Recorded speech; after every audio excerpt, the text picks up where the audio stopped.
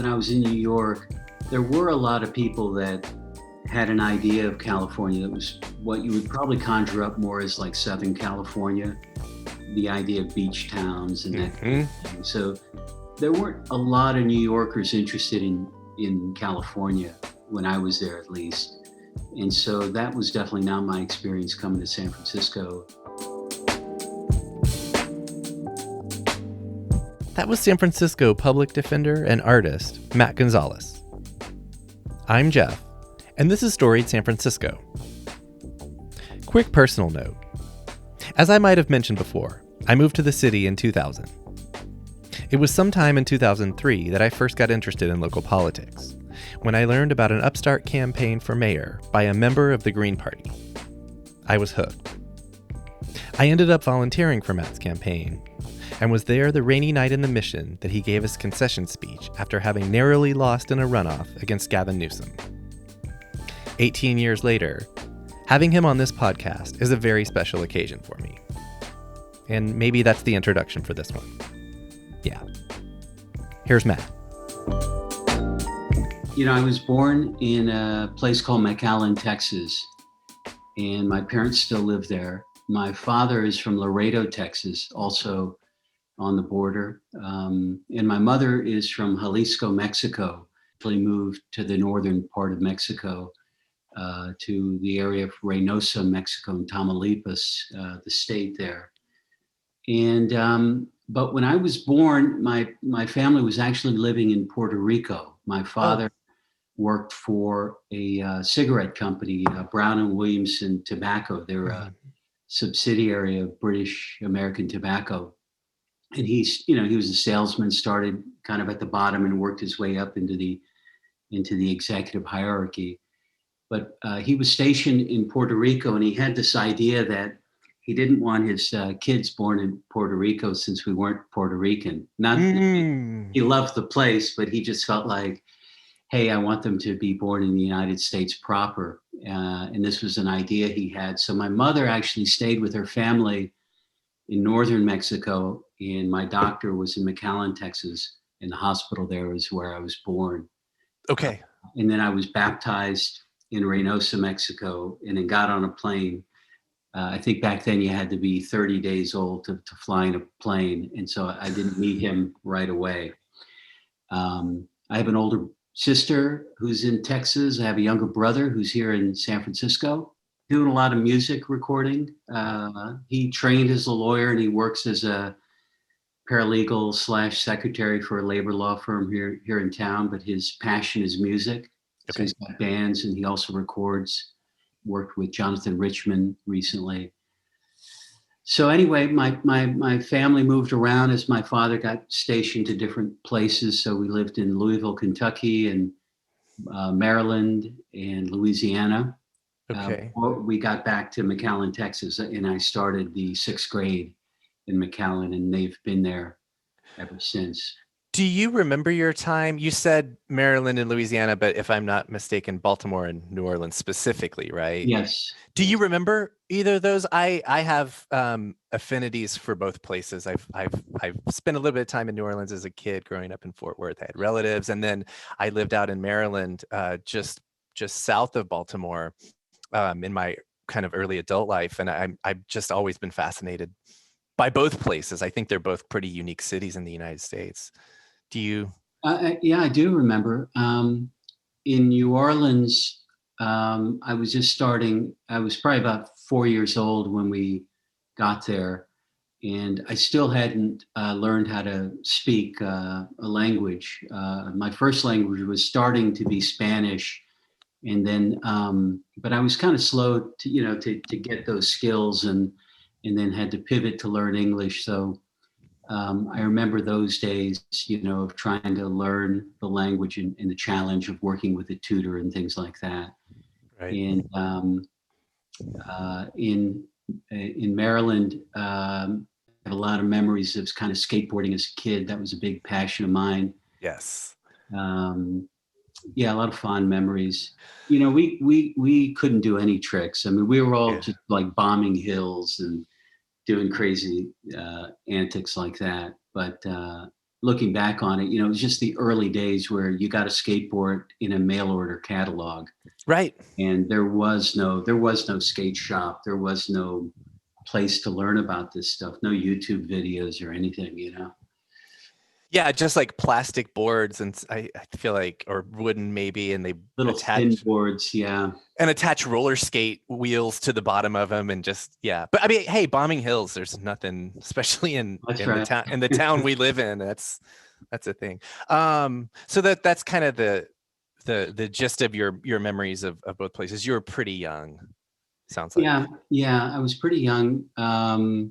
Louisville, Kentucky. I have some. We hit my father's. His immediate older sister lived in Louisville with her family, so I have memories of being there. And I played a lot of football when I was in school and started doing camping and things like that. Um, yeah, so just kind of early formative, kind of things bouncing around. So then, by the time y'all came back to McAllen, you said you were in sixth grade or so. It would have been the summer before my sixth grade. Yeah. Okay, and then did you pretty much go through the rest of your school years Yeah. there, or okay? Do you want to talk any more about?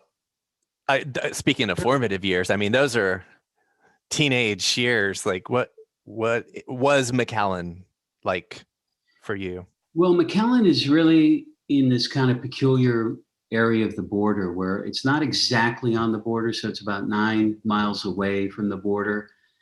But the city, I guess, built the bridge that's in the border town called Hidalgo. And it's a bridge that goes to Reynoso, Mexico. And so because they built the bridge way back, I don't know when, the 20s or 30s, they derive revenue from the toll.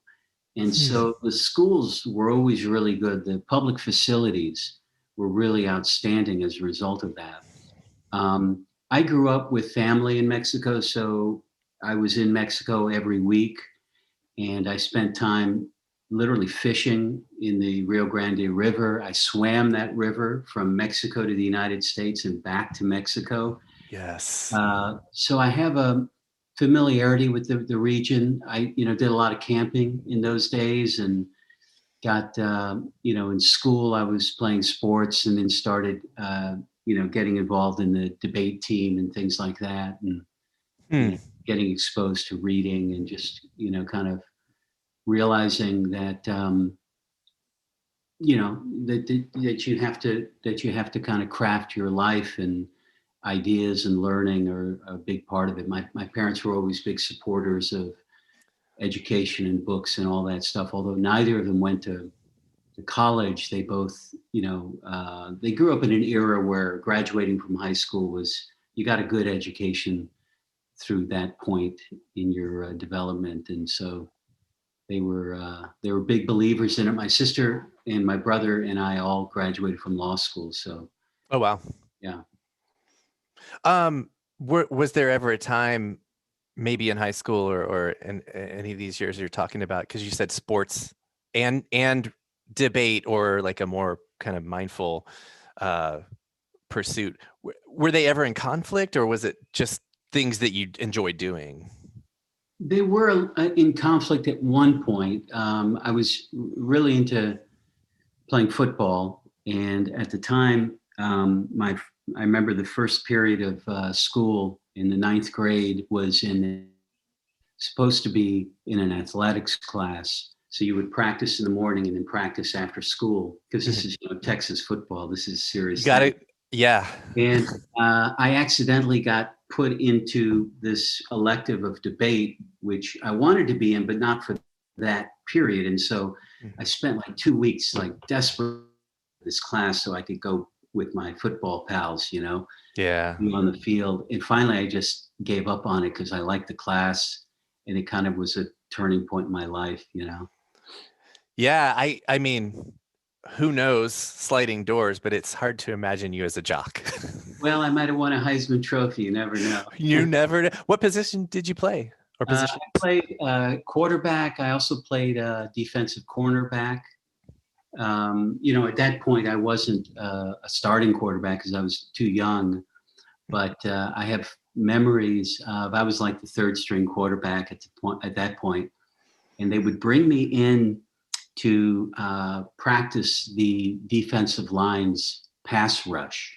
And I would Okay. be the quarterback so that if they tackled me, they wouldn't be injuring their starter. So I became a very good player at throwing the ball while moving backwards. So Like hot potatoes, right? that's right. It's funny. Wow. This is a true story. I got so good at it that I actually would sometimes get put into a game just to throw a short, like 5 to 10 yard pass and then get pulled out of it because, at practice, I mean, I would do this 60 times, and get tackled, 40 times, but I just got really good at avoiding the pass rush to make this one play. So Wow. So you were part of that Friday Night Lights Texas high school football. briefly, I mean, because I don't have to tell you, you and I know this world, but for a lot of people listening, they might think it's just a thing on TV. It's like, no. It's real. it's a real deal. It's Yeah. it's a culture. It's a phenomenon. I was playing football as a kid at like, tackle football at the age of 6 years old with like Oh yeah. 8-year-olds. And so it was a thing I did growing up, constantly. And sometimes I even played on two teams. I'd play on a school team and then go to the YMCA and play on a team there. And, it was that kind of thing. Yep. And did you play any other sports or enjoy any other sports? I tried a little baseball. I tried a little basketball, but really didn't have any talent for it. Played soccer a little bit. I tried them all. So Tennis, I tried tennis. Yeah. so going back to when it sounds like at some point in high school debate or that kind of thing, like kind of started taking precedent. When was that? It was my freshman year. So, Okay.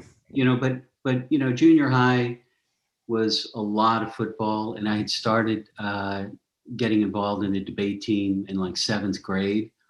Of course, at that age of development, you're struggling articulating some pretty basic ideas because you've just never spoken in front of people, and just, I don't know, navigating the nuances of these issues is really challenging at that age. So by 9th grade, somewhere in that, first year, the first semester or whatever, I realized I wasn't going to be a football player. To your point, I'm not like, I wasn't big enough to be a great football player, and I didn't like lifting weights. I didn't mind running. I didn't mind push-ups, sit-ups, whatever. I hated lifting weights, so Okay. it wasn't going to happen for me. Yeah. So I'm assuming you kept going with debate throughout high school. That's right. Yeah. Yeah. And then did that influence your decision not only to go to college, but where you ended up going to college? Did that have anything to do with it?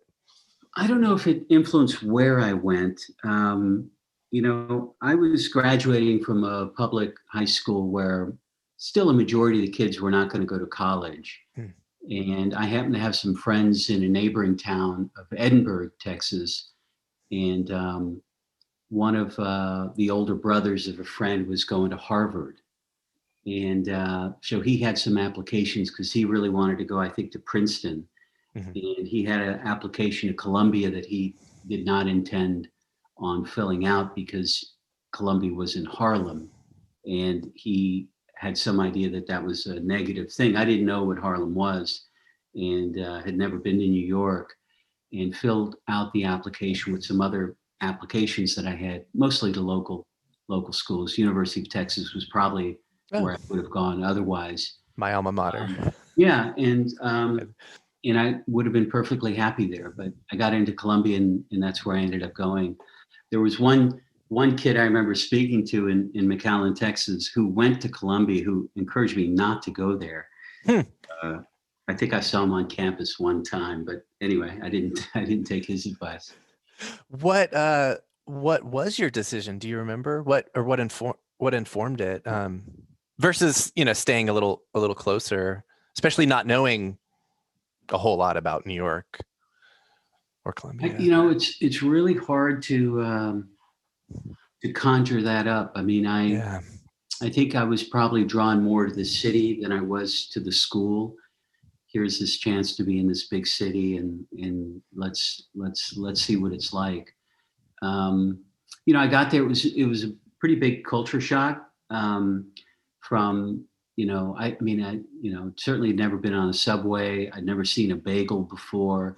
I mean, there's a lot of things that you don't think Right. about. Pita bread, just anything. You just no exposure to stuff. I was primarily eating Mexican food and kind of basic stuff, Mhm. and there weren't kind of exotic restaurants of any kind or any kind of metropolitan. It wasn't a big town. I think the biggest tallest building in my hometown was like 3 stories tall, and they had just built its first tower, actually, maybe a couple years before. So It's also just a very different moment in history, right? Or early 80s, I'm guessing, that's mid right. mid to early. Yeah. Yeah, and back then there were chains for sure, but if you're from a place, I can't remember in Fort Worth being a kid in the late 80s. I didn't know what a bagel was. Like there were certain things where New York had a lot of that stuff just by virtue of the folks who live there and have lived there historically. But it's like go anywhere outside of a big urban area like that. Yeah, And I mean, I remember a friend asked me to buy her a scone. I didn't know what a scone was. I was nope. going to the cafe. I had no idea what that was. Things like Yep. that. You Yep. just, anyway, funny memory. So did you stay, a 4 year or so, like did you stay at Columbia through the time you graduated or I was there 4 years. okay. In the summers, I worked in camping, kind of for the Boy Scouts. I worked in Maine one summer and up in Minnesota in Canada, Oh wow. guiding trips. And I double majored in political theory and comparative literature, Spanish, and I just took a ton of classes every semester.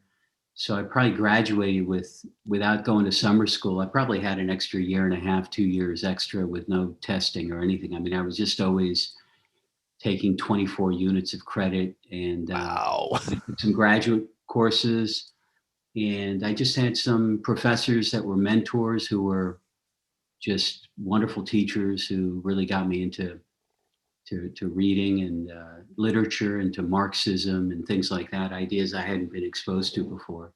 Any of those folks still in touch today or Um, yeah, I'm friends with Leonard Davis, who was an important teacher. He had studied with Edward Said. He was in that circle, and he Mhm. later wrote a memoir about growing up with his parents were deaf, although he has hearing Mhm. ability, and real poignant memoir about that. Mhm. There was a fellow named Jack Jacobs that I remember quite fondly. He was also teaching at I think it was John Jay College. They're just some great professors. Okay, and then so you graduate from Columbia. What was it? Walk us through getting from Columbia to Stanford, correct? Yeah. For So law schools, right? yeah, I sort Okay. of I thought at the time that I would be very interested in maybe teaching and maybe getting a PhD in political science or something like that. But I wasn't that good with languages. I didn't know German or French, and I just kind of thought I would never be really that good at it if I didn't have those languages. Mhm. And I thought, law school seemed like a relatively easy thing to do. And I thought, well, let me just go get that out of the way and see if I like it. I think relatively is the operative word there. I've never ever Yeah. heard Well, I someone. mean, it's 3 years. You don't have to write a thesis. I'm thinking like this is no big deal. You Right. take exams for 4 years, right? So Yeah. um, kind of a similar story. Someone had no intention of going to the West Coast. A girlfriend of mine at the time actually had applied to, all the top schools on the East Coast. And I mean, looking back on it, obviously that relationship was not going to last if I was applying to the West Coast and she was going to stay in the East Coast. But she had an application to Stanford, and I applied. I also applied to Berkeley. I didn't get into Berkeley, but I got into Stanford. And it was like, hey, I've never been to California. I was just gonna ask, kind of like Harlem, you're like, there's this place. Yeah. I'll apply to go there and spend 3 years at least. And I didn't visit. Yeah. And I had a couple friends that once they learned I'd gotten into the school were like just adamant I had to go to school at Stanford. And I was thinking Chicago, or staying at Columbia. And they were so adamant that it made me really kind of pause and reflect and really think about the West Coast. And then I really liked that Stanford was on the semester system. The other schools I was considering were on the quarter system. And I thought I'd rather take exams twice a year than 3 times a year. Right on. And that had a lot to do with it. Okay. I'm going to ask the same question when we get to San Francisco, but what were some of your first impressions the first time you did come? Like, did that first trip, did you kind of go straight to Palo Alto, or what was that like? I went straight to Palo Alto, and I remember thinking, oh my God, I would not have come here if I had visited. I was just overwhelmed by this like non-urban kind of thing, this whole, all the trees. And I mean, it's beautiful, but it was hard to fathom that I was going to be spending that much time there. It seemed very suddenly rural. Right. Obviously compared to, Columbia, where you're stepping out on Broadway or what have you. Right. So in those 4 years, you had gotten pretty used to one of the most urban. Yeah. I mean, it's just dynamic, it's a patch quilt of all these little neighborhoods. And you don't think about it because it's so large of a city, but you constantly run into friends in different places. It feels very small neighborhood-ish, but there's so much going on and it's so dynamic that it's big and small at the same time. Stanford just seemed like, summer camp or something. It was like really felt very different. Yeah. I don't want to jump ahead, but so in your time at Stanford, did you end up doing 3 years? Yeah. If there's anything from that time down there that you want to share, by all means, but I want to hear for sure eventually your first time to come up to San Francisco. A good friend of mine was visiting from Columbia, and we came up to San Francisco, and we stayed at a friend of his place. He was working as a doorman or bouncer or something. The friend was at a club south of Market, and he had an apartment over on Page, and Buchanan, somewhere down there. I think it's John Muir School is on the block. Okay, so Lower Haight. Yeah. So I spent the first night there in San Francisco, and this would have been mid 80s or so. It would have been 87. 87. Okay. Yeah, and so it just became a place that I would come visit. I spent I'm trying to think if it was my first or second summer in law school, living nearby where I live now. I'm at Hayes between Scott and Divisadero, and I spent a summer at Scott and Oak. Oh, right there. Yeah, just a couple blocks away. Do you remember back some of those first times spending time here, especially in contrast with Palo Alto? Did it feel better?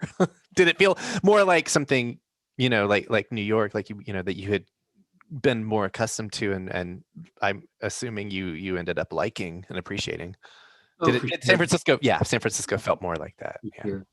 I tend to recall, though, when I was in New York, there were a lot of people that had an idea of California that was what you would probably conjure up more as like Southern California, the idea of beach towns and that kind of thing. So there weren't a lot of New Yorkers interested in California when I was there, at least. And so that was definitely not my experience coming to San Francisco. And, just south of Market, Haight Street, Mission Street, there were just so much interesting music happening and all kinds of stuff.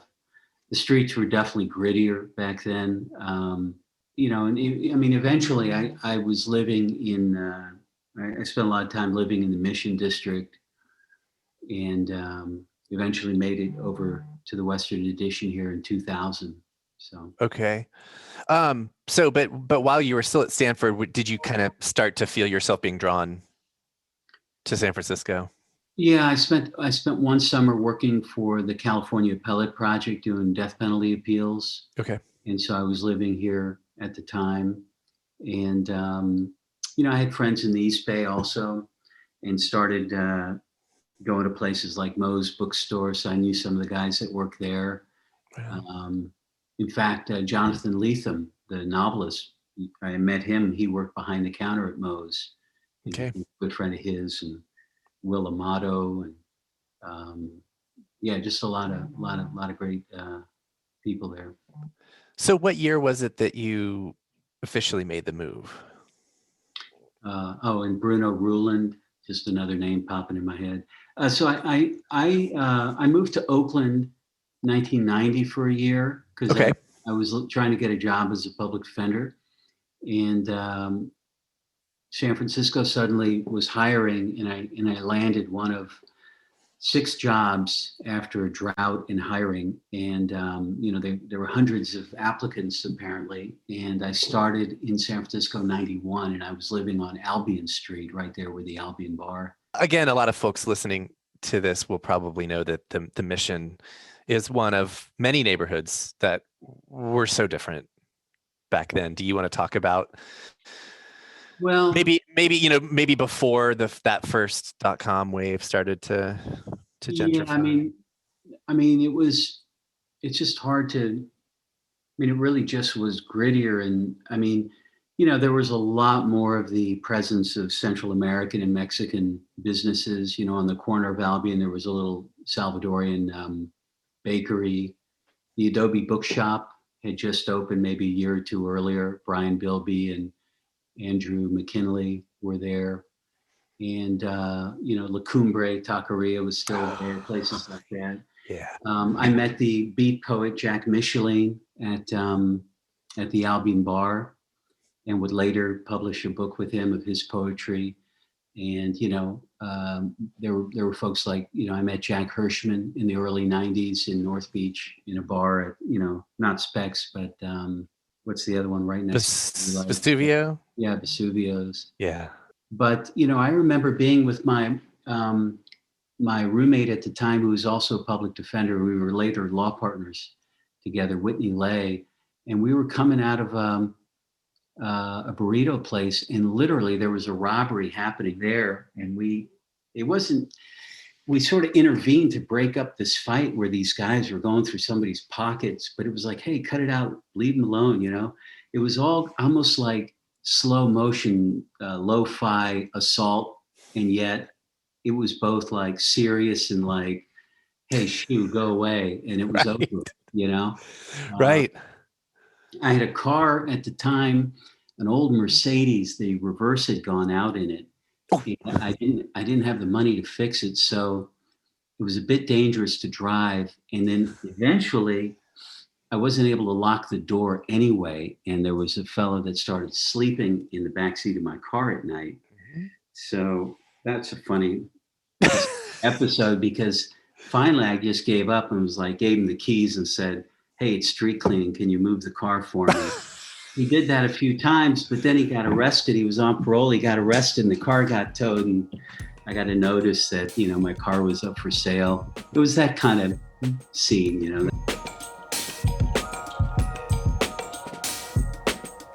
That was Matt Gonzalez. Join us again Thursday for part 2, when Matt will share more stories from his 30 years in San Francisco. Music for the podcast was produced, performed, and curated by Otis McDonald. Original photography is by Michelle Kilfeather. Aaron Lim of Bitch Talk Podcast is our contributing producer. The show is produced and hosted by me, Jeff Hunt. Now in our 4th season, we have nearly 150 episodes available on our website, storiedsf.com, or wherever you listen to podcasts. If you can, subscribe, rate, and review our show so that we can reach even more folks. And if you'd like to drop us an old-fashioned email, we'd love it. The address is storiedsf@gmail.com. Thanks for listening. Stay safe, stay strong, stay healthy, and we'll see you next time.